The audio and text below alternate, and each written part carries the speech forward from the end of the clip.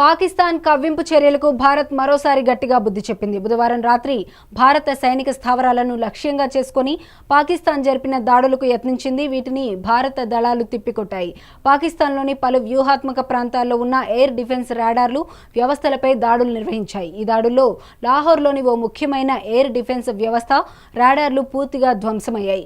భారత integrated counter UAS grid air defence వ్యవస్థలు పాక్ దాడులను సమర్థవంతంగా తిప్పికొట్టాయని రక్షణ మంత్రిత్వ శాఖ వెల్లడించింది. సీఎం చంద్రబాబు అధ్యక్షతన ఏపీ కేబినెట్ సమావేశం జరిగింది. అమరావతి పునర్నిర్మాణ పనులను ప్రారంభించిన ప్రధాని మోదీకి కేబినెట్ ధన్యవాదాలు తెలిపింది.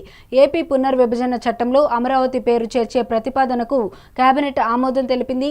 సిఆర్డీఏ సమావేశంలో తీసుకున్న నిర్ణయాలకు ఆమోద ముద్ర వేసింది. ఆపరేషన్ సింధూర్ నిర్వహించిన త్రివిధ దళాలకు ఏపీ కేబినెట్ అభినందనలు తెలియజేసింది.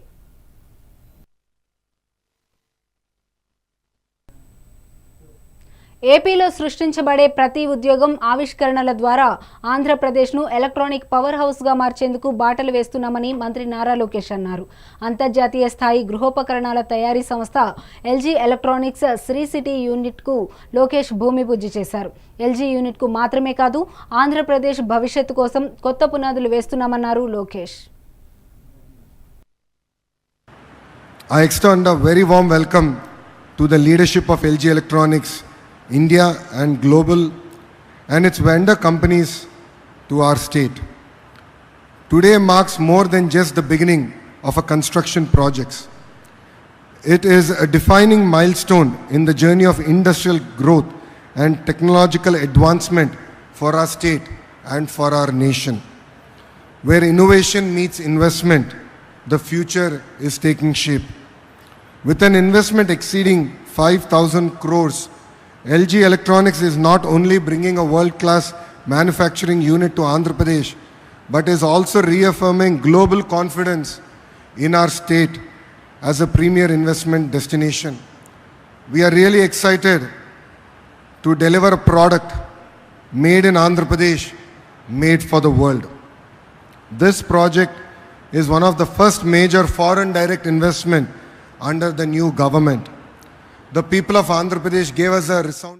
ఏపీలో కూటమి సర్కార్ విలువలు విశ్వసనీయత లేని రాజకీయాలు చేస్తోందని మాజీ సీఎం జగన్ ఆగ్రహం వ్యక్తం చేశారు. చంద్రబాబు రాజకీయ విలువలను దిగజార్చారని, ఇలాంటి పరిస్థితులను ఎప్పుడూ ఊహించలేదన్నారు జగన్. ఈ పరిస్థితుల మధ్య తెగువ చూపిన వైసీపీ నాయకులకు, కార్యకర్తలకు హ్యాట్సాప్ చెబుతున్నానని అన్నారు జగన్. పేర్లు నోట్ చేసుకోండి, నేను చెప్తా ఉన్నా, మీరు నోట్ చేసుకోండి. ఒక్కొక్కడిని మాత్రం యూనిఫామ్కున్న వాల్యూ ఏమిటి అనేది వాళ్ళకి అర్థం కావాలి. యూనిఫామ్ అంటే ప్రజలకు మేలు చేయడం కోసం యూనిఫామ్, అంతేగాని అధికారంలో ఉన్న వాళ్ళ కోసం సలాములు కొడుతూ గులాంగిరి చేస్తూ ఇటువంటి చిత్రహింసలు పెట్టే కార్యక్రమం ఈరోజు అయితే ఏదైతే జరుగుతూ ఉందో దీనికి తెర పడాలి అని అంటే ఏదైతే నువ్వు విత్తినావో అది ఎలా పండుతుంది అనేది నీకు తెలిస్తేనే ఇంకొకసారి నువ్వు ఆ ఇత్తనం ఇత్తడానికి నువ్వు భయపడే పరిస్థితిలోకి నువ్వు వచ్చినప్పుడే ఇది జరుగుతుంది. కాబట్టి ఈసారి మాత్రం ఖచ్చితంగా మెసేజ్ ఖచ్చితంగా పోతుంది.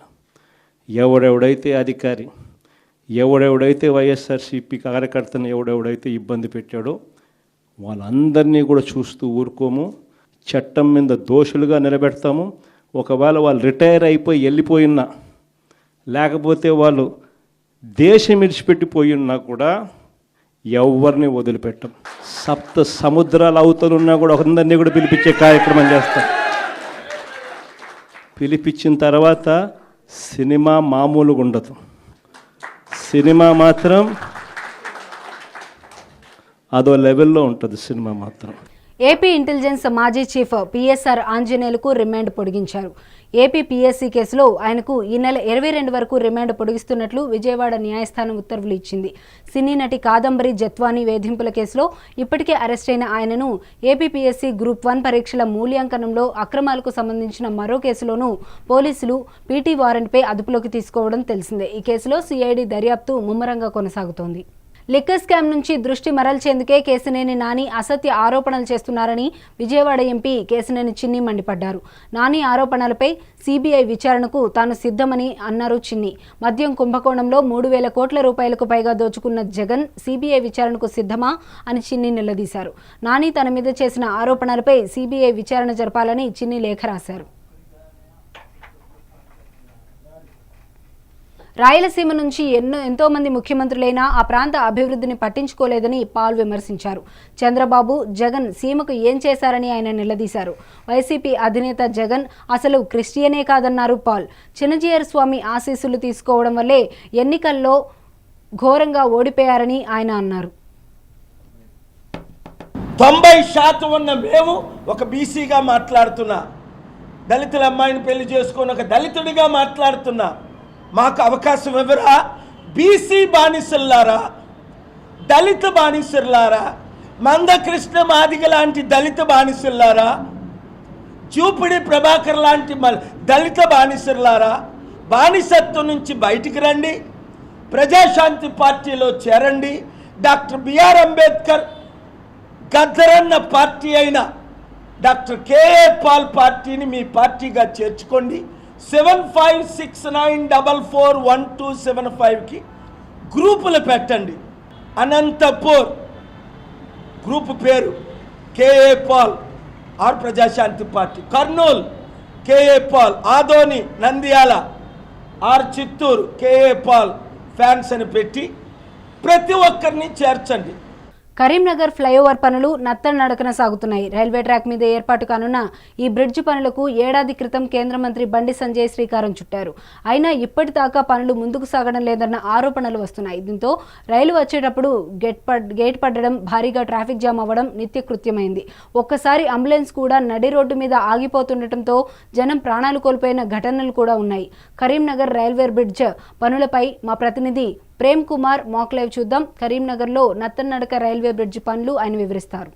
కరీంనగర్ తీలగుట్టపల్లి మధ్య ఉన్న రైల్వే బ్రిడ్జి, ఓవర్ బ్రిడ్జ్ పనులు అయితే నత్తనడక సాగుతున్నాయి. దాదాపు ఇది మొదలుపెట్టి దాదాపు సంవత్సరాలుగా గడుస్తున్నాయి. ఇప్పటివరకు కూడా ఈ బ్రిడ్జ్ పనులు, ఫ్లైఓవర్ బ్రిడ్జ్ పనులు పూర్తి కాకపోవడంతో అటు రవాణా రాకపోకల జనాలు అయితే ఇక్కట్లు ఎదుర్కొంటున్నారు. అయితే పేషెంట్లు వచ్చే సమయంలో అయితే అంబులెన్స్లో వచ్చే సమయానికి గేట్లు పడడంతో ఇవాళ వైద్యానికి కనీస వైద్యానికి కూడా నోచుకునే పరిస్థితి, ఎక్కడెక్కడ ఆగిపోవడంతో ఇవాళ ఆ పేషెంట్లు అయితే తీసుకొచ్చే అంబులెన్స్లు కూడా అక్కడే నిలిచిపోవడంతో ఇవాళ సకాలంలో వైద్యం అందక అనేక మంది మృత్యువాత పడ్డ సందర్భాలు కూడా ఉన్నాయి కరీంనగర్ జిల్లా కేంద్రంలో రైల్వే బ్రిడ్జ్ దగ్గర. ఇట్లా కొనసాగితే మాత్రం ఇంకా అనేక జనాలు కూడా చచ్చిపోయే ప్రమాదం ఉందని చెప్పి, ప్రాణ నష్టం జరిగే ఒక ప్రమాదం ఉందని చెప్పి కూడా చెప్పుకొస్తున్నారు. మనము దాదాపు 3 ఏళ్ళుగా ఈ పనులు కొనసాగుతున్నాయి. ఇప్పటి వరకు కూడా ఒక కొలిక్కి రాకపోవడంతో ఇవాళ కరీంనగర్ నగర ప్రజలతో పాటు ఇటు గ్రామీణ ప్రాంతాల ప్రజలు కూడా తీవ్ర ఇక్కట్లు ఎదుర్కొంటున్నారు, అనేక ఇబ్బందులు ఎదుర్కొంటున్నారని చెప్పొచ్చి దాదాపు 2.5 సంవత్సరాల కాలంగా ఈ పనులు కొనసాగుతూనే ఉన్నాయి. దీంతో దాదాపు వందలాది కోట్ల రూపాయలు వెచ్చించినా కూడా ఈ పనులు పూర్తి కాకపోవడం పట్ల ఇవాళ ఈ వాహనదారులు కానీ ఇక్కడ కరీంనగర్ జనాలు అయితే తీవ్ర ఇక్కట్లు ఎదుర్కొంటున్నారు. ఇది ఇలాగుంటే మాత్రం ఇంకా రానున్న రోజుల్లో చాలా ప్రమాదం ఎదురయ్యే ప్రమాదం ఉందంటున్నారు. అయితే గేట్లు పడడంతో అసలు ఈ పేషెంట్లు అయితే వచ్చే టైంలో ఈ గేట్లు పడడంతో వాళ్ళ అంబులెన్స్లోనే పేషెంట్లు చావుబతుల మధ్య కొట్టుమిడే పరిస్థితి ఉంది. ఇప్పటికైనా అధికార యంత్రాంగం స్పందించి దీనిపైన శ్రద్ధ పెట్టి ఇది సగంలో పూర్తి చేసి తప్ప ఈ సమస్య పరిష్కారం కాదని చెప్పేసి కూడా చెప్పుకొస్తున్నారు. మన దగ్గర ఇక్కడ గేట్లు పడి వయస్సు కూర్చున్న జనాలు ఉన్నారు, వాహనదారులు ఉన్నారు, వాళ్ళని తెలుసుకుందాం. చెప్పండి సార్, ఇది ఎప్పటిలోగా పూర్తయితే బాగుంటుంది అనుకుంటున్నారు? ఇప్పటికి ఈ బ్రిడ్జ్ స్టార్ట్ చేసి ఆల్మోస్ట్ 1.5 year అవుతుందండి. సో జనాలకు చాలా ఇబ్బందిగానే అవుతుంది. సో కొంచెం గవర్నమెంట్ దీనిపైన ఫోకస్ చేసి ఎంత పాసిబుల్ అయితే అంత దూరకు వచ్చి ఈ రూట్ని క్లియర్ చేస్తే బాగుంటుందని. ఎందుకంటే ఈ రూట్ కొంచెం బిజీ రూట్ అన్నమాట. సో ఒక సిటీలోకి ఎంటర్ అయ్యేది మెయిన్ రూట్ ఇది ఒకటి. సో పేషెంట్లకైనా ఇక విలేజ్లో ఉన్న వాళ్ళకైనా వర్క్ మీద వెళ్ళినా కూడా రావడం పోవడం చాలా ఇబ్బందిగా ఉంటుంది. ప్రతిసారి ఆగిన ప్రతిసారి 15-20 నిమిషాలు ఇక్కడ స్పెండ్ చేయాల్సి వస్తుంది. మళ్ళీ ఈ ఎర్ర టెండర్లలో ఈ ఎండాకాలంలో ఇంకా చాలా ఇబ్బంది అవుతుంది వచ్చే వెళ్ళే వాళ్ళకి. సో కొంచెం గవర్నమెంట్ దీనిపైన ఫోకస్ చేసి ఎంత పాసిబుల్ అయితే అంత కొంచెం ఎర్లీగా సో ఇది క్లియర్ చేయాలని మేము రిక్వెస్ట్ చేస్తున్నామండి. Thank you. అంటే ఈ పరిస్థితి మొత్తం మీద ఇట్లా ఆలస్యం కావడం మూలంగా ఇవాళ ఇటు వాహనదారులు కానీ ఇటు పేషెంట్లు కానీ తీవ్ర ఇక్కట్లు ఎదుర్కొంటున్నారని చెప్పొచ్చి సకాలంలో గవర్నమెంట్ స్పందించి దీన్ని యుద్ధ ప్రాతిపదికన పనులు పూర్తి చేసి ఇవాళ రవాణా సౌకర్యాన్ని మెరుగుపరచాలని చెప్పేసి చాలామంది కోరుకుంటున్నారు. ఇది ఇలాగుంటే మాత్రం పరిస్థితి రానైతే ప్రజల ప్రాణాలకి ముప్పు వాటిల్ల ప్రమాదం ఉందని చెప్పుకుంటున్నారు. మొత్తం మీద ఇది పరిస్థితి. ఇప్పటికైనా అధికార యంత్రాంగం శ్రద్ధ చూపి ఈ ఫ్లైఓవర్ బ్రిడ్జ్ పనులు సకాలంలో పూర్తి చేసి వాహనదారులు ఆదుకోవాలని చెప్పి కోరుకుందాం. కెమెరామెన్ రఘుతో ప్రేమ్ కుమార్, మెగా న్యూస్, కరీంనగర్. పహల్గాం ఉగ్రదాడికి భారత్ చేపట్టిన ఆపరేషన్ సింధూర్ సరైన గుణపాఠం చెప్పిందని MLC YCP in charge Parvathareddy Chandrasekhar Reddy అన్నారు. అమాయకులైన 27 మంది టూరిస్టులను పొట్టన పెట్టుకున్న నరరూప రాక్షకులను ఏరి పారేయాలని కోరారు. నరేంద్ర మోడీ ఆధ్వర్యంలో చేపట్టే ఎలాంటి కార్యక్రమానికైనా తమ పార్టీ సంపూర్ణ మద్దతు ప్రకటిస్తుంది అంటున్న ఎమ్మెల్సీ చంద్రశేఖర్ రెడ్డితో మా నెల్లూరు జిల్లా ప్రతినిధి శ్రీనివాసరెడ్డి ఫేస్ టు ఫేస్. అన్యాయంగా 27 మంది భారతీయులను అత్యంత దారుణంగా ఉగ్రవాదం చంపిన విషయం తెలిసిందే. దానిపైన యావత్ భారతదేశం అట్టుడుకుపోతూ ఉంది. ఎప్పుడెప్పుడు ఉగ్రవాదులని వేస్తారా, వాళ్ళపైన ఎప్పుడెప్పుడు దాడి చేస్తారని చెప్పి ఎంతో ఆతృతగా ఎదురు చూస్తున్నారు. దానికి తగ్గట్టే నిన్న అర్ధరాత్రి 1:58 నుంచి నరేంద్ర మోడీ ఆపరేషన్ సింధూర్ అనే ఒక కాన్సెప్ట్తో ఉగ్రవాద శిబిరాలపై దాడులు చేస్తున్నారు. ఇప్పటికే 9 ఉగ్రవాద శిబిరాలపై దాడులు చేసి దాదాపు 100 నుంచి 300 మందిని హతమార్చినట్లు మనకు సమాచారం అయితే అందుతూ ఉంది. అసలు దీనిపై ఇప్పుడు అంటే యుద్ధం అనేది కొనసాగితే బాగుంటుందా, యుద్ధం అనేది బ్రేక్ అయితే బాగుంటుందా అనేది పూర్తిగా దీని గురించి మనతో మాట్లాడడానికి ఎమ్మెల్సీ చంద్రశేఖర్ రెడ్డి గారు, అదేవిధంగా YSR Congress party city incharge మనం వస్తున్నారు. సార్ నమస్తే సార్, చెప్పండి. ఇప్పుడు చూస్తే అటు బార్డర్లో చూస్తే పరిస్థితులు ఉద్రిక్తంగా ఉన్నాయి. పాకిస్తాన్ పైన తీవ్రస్థాయిలో మన వాళ్ళు విరుచుకుపడతా ఉన్నారు. దీన్ని మనం ఎలా చూడవచ్చు? పహల్గాం దుర్ఘటన జరిగిన తర్వాత యావత్ భారతదేశం అంతా కూడా నిర్ఘాంతపోవడం జరిగింది. అనవసరంగా భారతీయులందరూ కూడా ఈ దుర్ఘటన జరిగిన తీరును కానీ ఈ అమానుషాన్ని కానీ సరైనటువంటి ప్రతీకారం ఉండాలని ప్రతి ఒక్క భారతీయుడు కూడా ఆశించడం జరిగింది. అయితే ఈ దుర్ఘటన జరిగిన తర్వాత భారతదేశంలో ఉండే ఎవరు కూడా భయపడలా, అందరం కూడా సమైక్యంగా ఉండాలా. ఆర్మీ కానీ అలానే ఎన్ఎస్జీ దళాలు కానీ భద్రతా సిబ్బంది కానీ వీరందరి వెంట ఉండి ఇంకొకసారి ఇట్లాంటి ఘటనలు జరగకుండా వీరందరికీ సపోర్టుగా ప్రతి భారతీయుడు ఉండాలని భారతీయులందరూ కూడా సగర్వంగా వారి వెంట ఉండడం కానీ వారికి సపోర్టుగా నిలబడడం కూడా జరిగింది.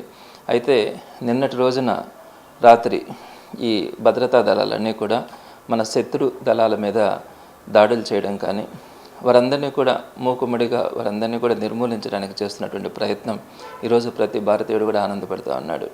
ఇక్కడ కొంతమందిని కోల్పోయినాము అనే బాధతో పాటు ఇంకొక భారతీయుడికి ఇలా అన్యాయం జరగకూడదు, ఇలాంటి దాడుల్లో ప్రాణాలు కోల్పోకూడదు అన్న ఆలోచనతో ఈరోజు ప్రతి భారతీయుడు కూడా ఇప్పుడు జరుగుతున్నటువంటి ఈ పరిణామాలకి సంతోషపడుతూ ఉన్నాడు.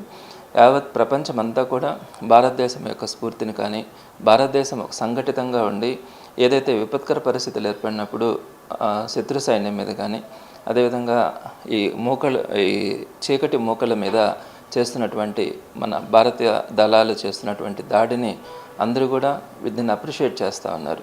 కాబట్టి తప్పకుండా ఇంకొకసారి ఇట్లాంటి ఘటనలు జరగకుండా వీరందరినీ కూడా సమూలంగా నిర్మూలించే విధంగా భారత సైన్యం ముందుకెళ్తుందని మనస్ఫూర్తిగా కోరుకుంటున్నాను. తప్పకుండా వారు విజయవంతం కావాలని వారి యొక్క స్ఫూర్తి భారతీయులందరినీ కూడా సంతోషానికి గురి చేసిందని తెలియజేస్తా ఉన్నాను. అసలు అయితే దశాబ్దాల నుంచి చూస్తే ఈ ఉగ్రవాది దాడి జరిగిన ప్రతి టైంలో కూడా మనం సర్జికల్ స్ట్రైక్స్ అని లేకపోతే ఇంకో స్ట్రైక్స్ అని చెప్పి ఆ రోజుల్లోనే ఈ విధంగా వాళ్ళు చేసి మిగతా టైంలో సైలెంట్గా ఉండటం, మళ్ళీ తీవ్రవాదులు రెచ్చిపోవటం, మన హోటల్స్, పార్కులు, అదేవిధంగా పబ్లిక్ ప్లేస్ టార్గెట్ చేసుకుంటూ అన్యాయంగా పేద ప్రజలు చంపేస్తూ ఉన్నారు. అంటే ఈ యుద్ధం అనేది కొనసాగితే బాగుంటుంది అంటున్నారా, లేకపోతే ఈ ఉగ్రవాద శిబిరాలు ధ్వంసం చేశారు కదా ఇంతటితో బ్రేక్ అయితే బాగుంటుంది అంటారా? ఇది ఎక్కువ కాలం ఇలాంటి యుద్ధాలు కొనసాగడం అన్నది ప్రజలకు ఎప్పుడు కూడా శ్రేయస్కరం కాదు. అయితే ఇలాంటి పరిస్థితుల్లో ఏదైతే ఇట్లాంటివి జరుగుతూ ఉంటాయి అక్కడక్కడ కూడా ఇట్లాంటి పరిస్థితులు ఉత్పన్నమవుతూ ఉంటాయి. అంటే శత్రువులు అదేవిధంగా ఈ చీకటి మొక్కలు ఇవన్నీ కూడా అవకాశం కోసం ఎదురు చూడడం కానీ ఇలాంటి పరిస్థితులు అప్పుడప్పుడు కూడా 2 ఏళ్లకో 3 ఏళ్లకో లేదా 5 సంవత్సరాలకు ఒకసారి ఇలాంటి దుర్ఘటనలు వాళ్ళు చేయడానికి ప్రయత్నం కూడా చేయడం జరుగుతుంది. అది జరిగినప్పుడు తప్పకుండా మన సైడ్ నుంచి ఆ ప్రతిస్పందన గట్టిగా ఉంటుంది అని వారికి తెలియజేసినప్పుడు వారు కొంతకాలం భయపడడం కానీ ముందుకు రావడానికి కూడా భయపడే అవకాశం ఉంటుంది. అయితే ఈ సర్జికల్ స్ట్రైక్స్ లాంటివి ఇట్లాంటి పరిస్థితుల్లో తప్పకుండా చేయాల్సిన అవసరం ఉంటుంది. అయితే ఇది ఎక్కువ కాలం లేకుండా వారందరినీ తక్కువ సమయంలోనే వారందరినీ కూడా మట్టుబెట్టి ఆ భయాన్ని మన శత్రువులకు అంతా కూడా కలిగిస్తే బాగుంటుందన్నది ప్రతి భారతీయుడు కూడా కోరుకునే అవకాశం ఉంటుంది. సార్, ఫైనల్గా మీ వైఎస్ఆర్ కాంగ్రెస్ పార్టీ ఈ యొక్క ఆపరేషన్ సింధూరపై ఎలా స్పందిస్తుంది? తప్పకుండా దేశం తీసుకున్నటువంటి ఏ నిర్ణయానికైనా దేశ సమగ్రతకు దేశ భద్రతకు సంబంధించి తీసుకునే నిర్ణయాలలో ప్రతి పౌరుడు కానీ ప్రతి రాజకీయ పార్టీ కూడా సపోర్ట్గా నిలబడాల్సిన అవసరం ఉంటుంది. వైఎస్ఆర్సీపీ అయితే ఎప్పుడూ కూడా ఇటువంటి విషయాలలో ఎప్పుడూ ముందుంటుంది. మరి సైన్యానికి కానీ మన ఎన్ఎస్జీ దళాలకు కానీ భద్రతా సిబ్బందికి కానీ వీరందరికీ కూడా వైఎస్ఆర్సీపీ సపోర్టుగా ఉంటుంది. వారందరికీ కూడా మానసిక ధైర్యాన్ని కలిగించడంలో వైఎస్ఆర్సీపీ యాక్టివిటీస్ ఎప్పుడు కూడా ముందుంటాయని తెలియజేస్తా ఉన్నాను. Thank you sir. ఇది పరిస్థితి. ఏదేమైనా కానీ ఈ యొక్క పహల్గామ్ దాడి జరిగినప్పటి నుంచి కూడా అలా ఆ ఉగ్రవాదులను పూర్తి స్థాయిలో వేయాలని చెప్పి ఇటు యావత్ భారతదేశం అంతా కూడా ఎంతో ఆతృతగా ఎదురు చూసింది. అయితే ఎట్టికేలకు ఆపరేషన్ సింధూర అనే కాన్సెప్ట్తో నరేంద్ర మోడీ ఆధ్వర్యంలో భారీగా దాడులు చేస్తున్నారు. దీనిపైన వైఎస్ఆర్ కాంగ్రెస్ పార్టీ హర్షం వ్యక్తం చేస్తుంది. ఇలాంటి ఉగ్ర మోకలను కోకట వేలతో పికిలించాలని చెప్పి ఎమ్మెల్సీ చంద్రశేఖర్ రెడ్డి కూడా మనతో చెప్పడం జరిగింది. అదేవిధంగా యుద్ధం అనేది కంటిన్యూగా కొనసాగితే ఇటు ఆస్తి నష్టం, ప్రాణ నష్టం ఎక్కువగా ఉంటుంది. కాబట్టి వీలైనంత తొందరగా ఈ యొక్క ఉగ్ర మోకల యొక్క స్థావరాలను ధ్వంసం చేస్తే బాగుంటుందని చెప్పి ఎమ్మెల్సీ చంద్రశేఖర్ గారు చెప్తున్నారు. అదేవిధంగా ఈ యొక్క ఆపరేషన్ సింధూరాకి వైఎస్ఆర్ కాంగ్రెస్ పార్టీ తరపున సంపూర్ణ మద్దతు కూడా ఇస్తున్నామని చెప్పారు. అదేవిధంగా ఈ యొక్క బోర్డర్లో ఉండే సైనికులందరికీ ఆ భగవంతుడు మనోధైర్యం ప్రసాదించాలని చెప్పి ఎమ్మెల్సీ చంద్రశేఖర్ కోరుకోవడం జరిగింది. కెమెరామెన్ సునీల్తో శ్రీనివాసరెడ్డి, నెల్లూరు జిల్లా నుంచి. ఏడాది పొడవునా పుస్తకాలతో కుస్తీ పట్టే విద్యార్థులు వేసవి సెలవుల్లో సమ్మర్ క్యాంపుల ద్వారా ఎన్నో కొత్త నైపుణ్యాలు నేర్చుకుంటున్నారు. హైదరాబాద్లో సమ్మర్ క్యాంపులలో వివిధ ఆటలతో చిన్నారులు, స్కూల్ విద్యార్థులు ఎంజాయ్ చేస్తున్నారు. ఇటువంటి సమ్మర్ క్యాంపుల ద్వారా చిన్నారులు ఎంతో ఆరోగ్యంగా ఉంటారని నిపుణులు చెబుతున్నారు. మేము సైతం ఝాన్సీ లక్ష్మీబాయిలా మారి దేశం కోసం సేవ చేస్తామంటున్నారు చిన్నారులు. ఆపరేషన్ సింధూర్పై నిజామాబాద్ జిల్లాకు చెందిన చిన్నారులు, మహిళలు సైతం స్పందిస్తున్నారు. ప్రధాని మోడీ తీసుకున్న నిర్ణయం గ్రేట్ అంటున్నారు. మాకు అవకాశం వస్తే సైన్యంలో చేరతామంటున్నారు చిన్నపిల్లలు. భారత వనితల నుదుట సింధూరం తుడిచినందుకే కేంద్రం ఆపరేషన్ సింధూర్ చేపట్టిందని మహిళలు కూడా హర్షం వ్యక్తం చేస్తున్నారు. మరిన్ని వివరాలు మా నిజామాబాద్ ప్రతినిధి విఘ్నేష్ అందిస్తారు. నిజామాబాద్ జిల్లా నుంచి చాలా గ్రామాల నుంచి కూడా పెద్ద ఎత్తున యువత పనిచేస్తోంది. చాలామంది రిటైర్ అయిన వాళ్ళు కూడా ఉంటారు. అయితే నిజామాబాద్ జిల్లాలోని మాక్లూరు మండలం మామిడిపల్లి గ్రామం నుంచి దాదాపు 18 మంది ఆర్మీలో పనిచేస్తున్నారు. అయితే వాళ్ళ పిల్లలు కావచ్చు, ఈ గ్రామానికి సంబంధించిన చిన్న పిల్లలు కూడా ఈ ఆర్మీ విషయంలో ఇప్పుడు ప్రస్తుతం జరుగుతున్న ఆపరేషన్ సింధూర్ విషయంలో వాళ్ళు కూడా రగిలిపోతున్న పరిస్థితి ఉంది. చాలా చిన్నారులు మనతో పాటు మాట్లాడేందుకు సిద్ధంగా ఉన్నారు. వారితో మాట్లాడదాం. అమ్మ, చెప్పండి, మీకు ఏం చెప్తారు? మీరు ఆపరేషన్ సింధూర్ గురించి మీకు ఏమైనా తెలుసా? నా పేరు ఎం కృపాలి. నేను 5వ తరగతి చదువుతున్నాను. నేను ఆర్ఎస్ఎస్ శాఖకి వెళ్తాను. ఆడపిల్లని అని భయపడను. ఝాన్సీ లక్ష్మీబాయి లాగా పోరాడుతాను. జై హింద్, జై భారత్. అమ్మ, ఆపరేషన్ సింధూర్ గురించి మీకు ఏం తెలుసు? ఇప్పుడు ఏమనుకుంటున్నారు మీరు? నా పేరు ఎం కృతిక. మా ఊరు నుంచి చాలామంది ఆర్మీలో వెళ్ళారు. మా బాబాయ్ కూడా వెళ్ళాడు. మా బాబాయ్ని నేను ఇన్స్పిరేషన్గా తీసుకొని ఆర్మీకి వెళ్ళాలనుకుంటున్నాను. ఆర్మీ మన దేశానికి వెన్నుముక్క లాంటి వారు. ఆపరేషన్ సింధూర్ అనేది మంచి నిర్ణయమే. ఇప్పుడు ఒకవేళ పిల్లలకి అవకాశం ఉందంటే నేను ధైర్యంగా పాల్గొంటాను యుద్ధానికి. ఆపరేషన్ సింధూర్ గురించి ఏం తెలుసు మీకు? ఏమనుకుంటున్నారు? ఏం తెలుసు మీకు? ఆపరేషన్ సింధూర్ అనేది దాడి చేయడం, సింధూర్ అనేది తిలకం. ఇప్పుడు చాలామంది పాకిస్తాన్ మీద దాడి చేయడం వల్ల ఇండియా హ్యాపీగా గర్వంగా ఫీల్ అవుతుంది. ధన్యవాదాలు. సింధూర్ ఆపరేషన్ అనేది చాలా గొప్ప నిర్ణయం. మన ఆడబిడ్డలందరి సింధూర్ని తొలగించిన పాకిస్తాన్పై ఖచ్చితంగా సింధూర్ అనే ఆపరేషన్ అనేది చాలా మంచి నిర్ణయం. దీని ద్వారా మన ఆడబిడ్డలందరికీ కూడా న్యాయం జరుగుతుంది. ఒకవేళ అవకాశం వస్తే మేము ఆడపిల్లలమని కాదు, ఝాన్సీ లక్ష్మీబాయి లెక్క, రుద్రమాదేవి లెక్క మేము కూడా తప్పనిసరిగా యుద్ధంలో పాల్గొనడానికి సిద్ధంగా ఉన్నాం. మహిళలు ఇప్పుడు ఆ రోజు పహల్గాం దాడి జరిగినప్పుడు ఒక మహిళను చూసాం, ఆర్మీ అతని భార్య. ఆమె ఫోటో కూడా, విజువల్స్ కూడా వైరల్ అయ్యాయి. అప్పుడు ఏమనిపించింది?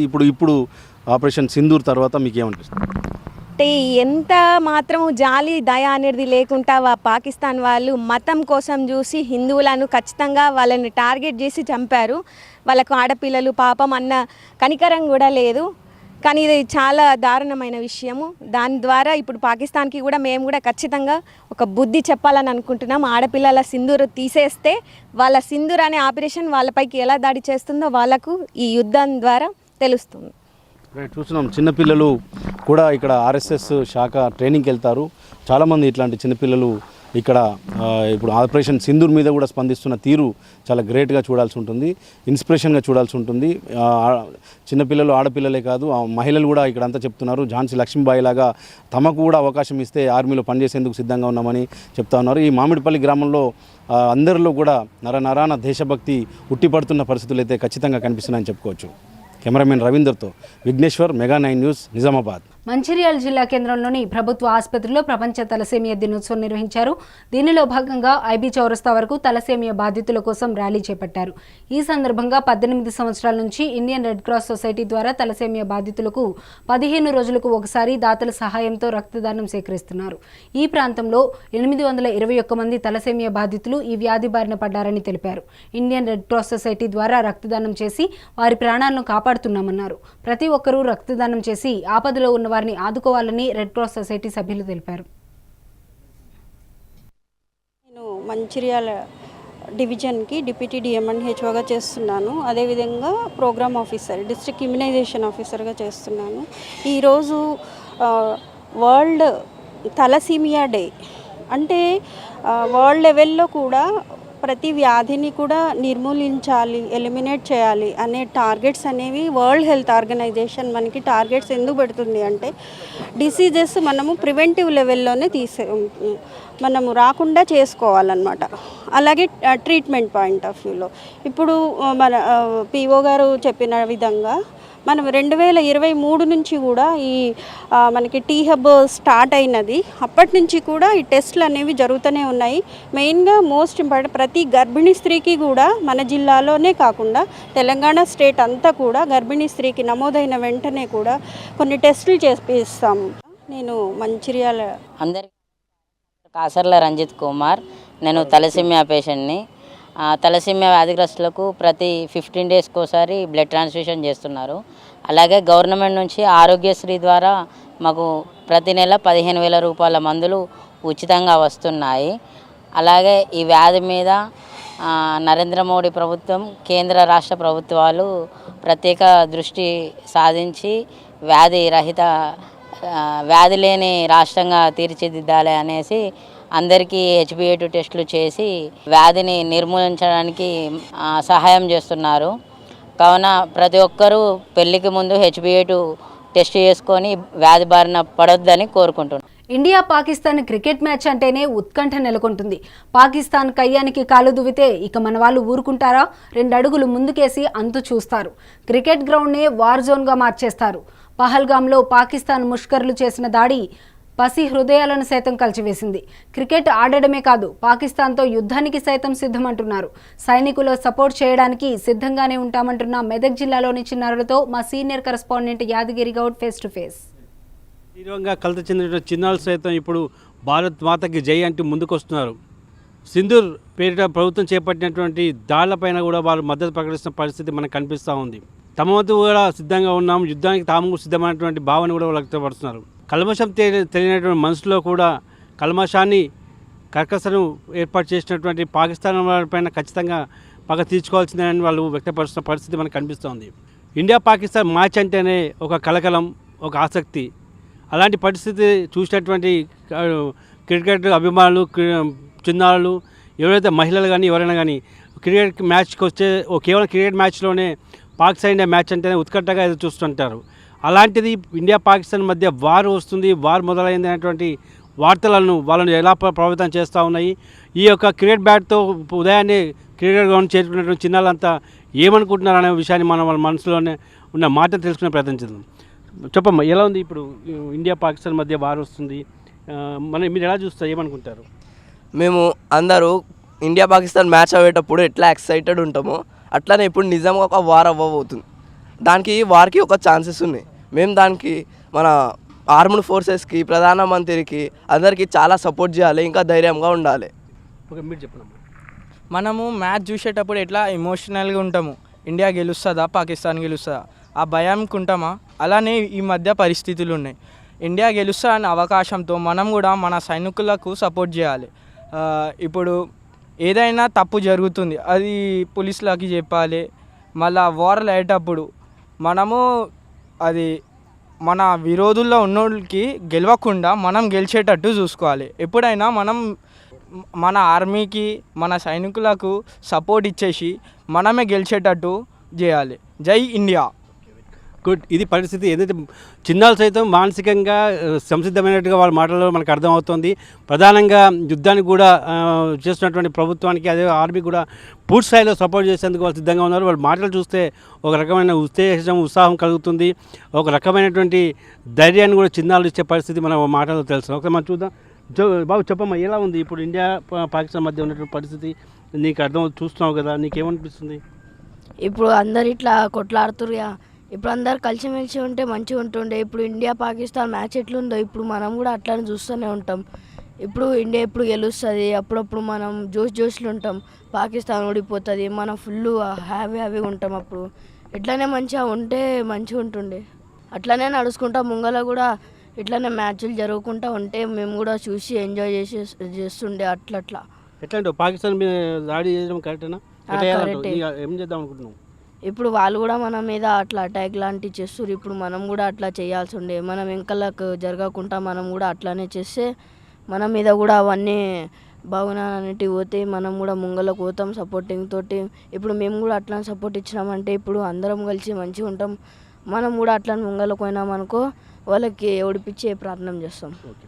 ఫీలింగ్ ప్రతి ఒక్కరు కూడా సలహా ఇచ్చే పరిస్థితి కూడా మనకు పిల్లల నుంచి కనిపిస్తుంది. అంటే గ్రౌండ్ లెవెల్లో చూస్తే కనుక పిల్లలు అంటే ఏదో చిన్నారులు సైతం యుద్ధం జరుగుతుంది, యుద్ధానికి మేము కూడా సన్నిద్ధం కావాలి, తిరిగి కొట్టాలి. ఏదైతే ఇండియా పాకిస్తాన్ మ్యాచ్ జరిగినప్పుడు మేము టీవీల ముందు ఏ విధంగా ఒక ఉత్కంఠగా ఉంటామో, ఈ యొక్క అక్కడ మేము పార్టిసిపేట్ చేయలేకపోతాం, కానీ ఇక్కడ యుద్ధంలో మాత్రం ఎదుర్కొనే ప్రయత్నం మేము చేస్తామన్నటువంటి చిన్నారులు సైతం చెప్పడం అనేది చాలా గర్వకారణంగా అనిపిస్తోంది. ఒక రకంగా అందరు కూడా ఒక చిన్నారులే ధైర్యాన్ని నింపుతున్న పరిస్థితి వాళ్ళ మాటలు మనకు చాలా స్పష్టంగా కనిపిస్తోంది. కెమెరా పర్సన్ మహేష్తో కలిసి మెగా9 న్యూస్ కోసం యాదగిరి గౌడ్, మెదక్.